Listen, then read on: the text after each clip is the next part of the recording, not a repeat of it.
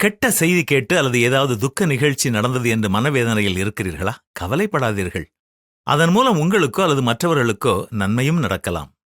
இது நடந்தது 1825ஆம் ஆண்டு. மனைவிக்கு உடல் நலன் சரியில்லை என்று சொல்லி தொலைவில் இருந்த குடும்பத்தாரிடமிருந்து ஒருவருக்கு இன்லாண்ட் கடிதம் மூலமாக தகவல் கிடைத்தது. அவர் கிளம்பிக் கொண்டிருந்த போதே இன்னொரு கடிதம் வந்தது. பிரித்து பார்த்தவருக்கு அதிர்ச்சி. மனைவி இறந்து விட்டதாக செய்தி வந்திருந்தது. அவர் அவசரமாக 2 நாட்களில் தன்னுடைய வீட்டுக்கு சென்று அடைந்தபோது அவருடைய மனைவியை ஏற்கனவே அடக்கம் செய்திருந்தார்கள்.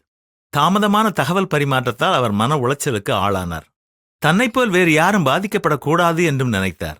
இரவும் பகலுமாக முயன்று உடனடியாக தொடர்பு கொள்ளும் கருவியை உருவாக்கினார். அதுதான் தந்தி. சாமுவேல் மோர்ஸ் என்ற தன்னுடைய பெயரை வைத்து அதற்கு மோர்ஸ் தந்தி என்று பெயரிட்டார். கெட்ட அனுபவங்கள் நமக்கு நல்ல பாடங்களை புகட்டுகிறது. இத்தகைய அனுபவங்கள் மூலம் நமக்கு கிடைக்கும் பாடங்களை நாம் சரிவர பயன்படுத்தினால் அது நமக்கு மட்டுமன்றி சமுதாயத்திற்கும் பிரயோஜனமாக இருக்கும். அது மட்டுமல்ல, உபத்திரவங்கள் நம்முடைய குணத்தை பண்படுத்தும். துன்பங்களைக் கண்டு அஞ்சாத தைரியம் நமக்கு ஏற்படும். எது வந்தாலும் தாங்கிக் கொள்ளும் பொறுமையும் நாம் பெறுவோம். மனதளவில் முதிர்ச்சி அடைவோம். இதைத்தான் பரிசுத்த வேதமும் நமக்கு கற்றுக் கொடுக்கிறது. என் சகோதரரே, நீங்கள் பலவிதமான சோதனைகளில் அகப்படும் போது உங்கள் விசுவாசத்தின் பரீட்சையானது பொறுமையை உண்டாக்கும் என்று அறிந்து அதை மிகுந்த சந்தோஷமாக எண்ணுங்கள். ஆகவே துன்பம் வரும்போது அதை மகிழ்ச்சியோடு எதிர்கொள்வோமா?